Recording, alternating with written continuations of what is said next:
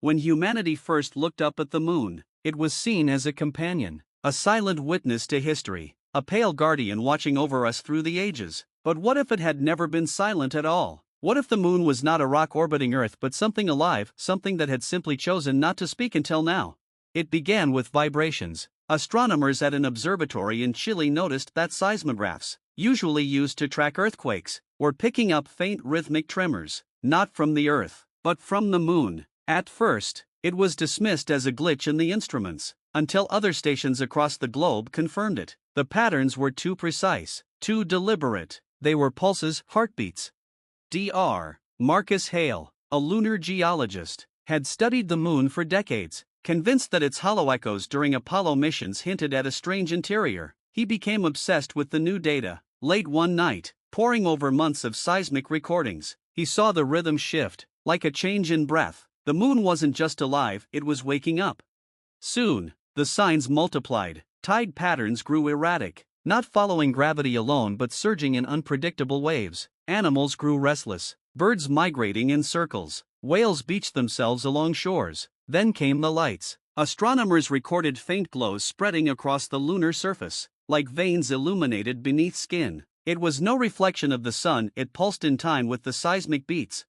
Governments panicked, satellites were redirected, and missions were prepared to investigate. But Marcus didn't want to wait for bureaucracy. He hacked into the data streams, aligning lunar pulses with radio frequencies. To his shock, he found a signal hidden in the noise, a message. Not words, not any known language, but a pattern unmistakably intelligent. He decoded it into shapes, spirals, and symbols that looked eerily like ancient petroglyphs carved on Earth thousands of years ago.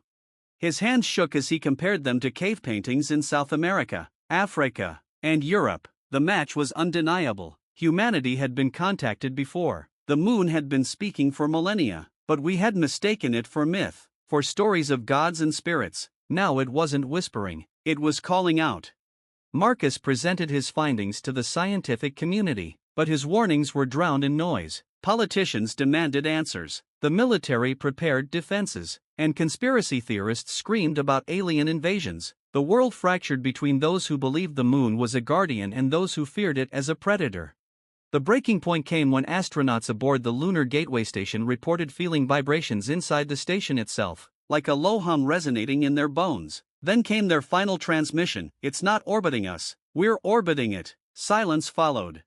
Panic consumed Earth. The moon's glow intensified. Entire continents bathed in pale light each night. The tides surged higher, swallowing coasts. And then one night, for the first time in human memory, the moon moved closer, noticeably closer. Its massive form filled the sky, its craters and ridges clear to the naked eye. People screamed, prayed, rioted. Marcus, however, stared in awe. He had finally pieced the last fragments of the code together. The moon's message was not one of hostility but of warning.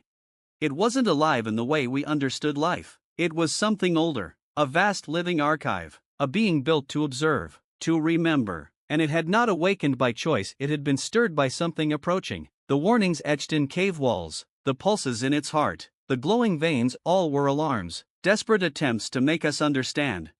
Marcus realized the truth too late. The moon was not our enemy, it was our shield, and the reason it had awakened was because the threat it had been built to guard against was finally here. On the night when the moon loomed largest in the sky, the stars behind it began to vanish, blotted out, one, by something immense moving through the void. Marcus stood alone in his observatory, staring upward as the ground trembled beneath him. The moon's glow flared brighter than ever, a beacon across the universe. It was alive, and it was afraid.